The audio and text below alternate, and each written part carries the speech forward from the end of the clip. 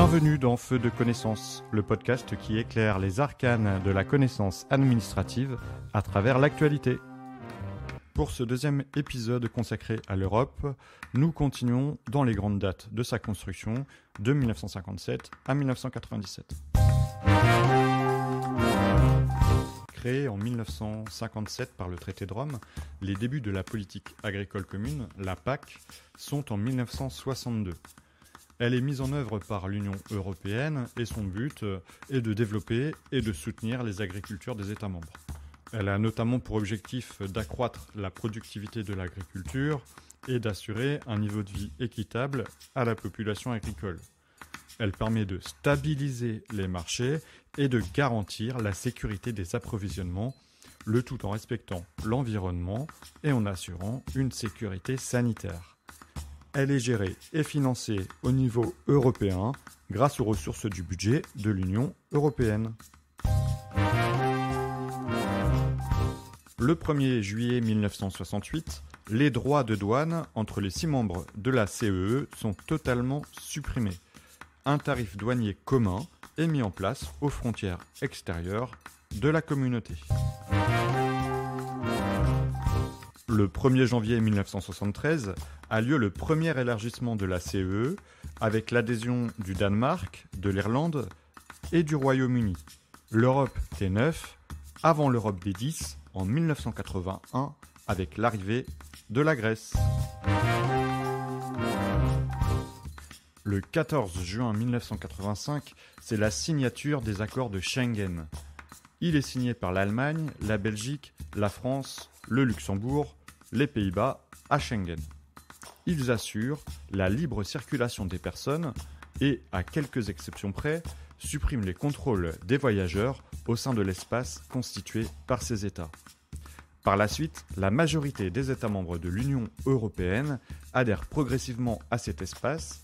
L'espace Schengen comprend aujourd'hui 23 des 27 membres de l'Union européenne, ainsi que 4 États associés, l'Islande, le Liechtenstein, la Norvège et la Suisse. La Croatie vient d'intégrer l'espace Schengen au 1er janvier 2023. Alors que l'Europe des 12 vient de naître avec l'arrivée de l'Espagne et du Portugal, c'est la signature de l'acte unique à Luxembourg, le 28 février 1986, qui modifie le traité de Rome. C'est le traité qui a réformé la CEE. Il a notamment ouvert la voie à la création d'un marché unique européen et il a modernisé les institutions communautaires. L'Europe garantit désormais la libre circulation des biens, des services, des capitaux et des personnes au sein d'un marché intérieur unique. En supprimant les obstacles techniques et juridiques, l'Union permet également à ses citoyens de faire du commerce et des affaires librement. L'objectif de l'Union européenne est donc de permettre à ses citoyens d'étudier, de vivre, de faire leurs achats, de travailler ou de prendre leur retraite dans n'importe quel pays de l'Union européenne. Cet acte unique a également renforcé le rôle des institutions et il a élargi les compétences de la communauté européenne.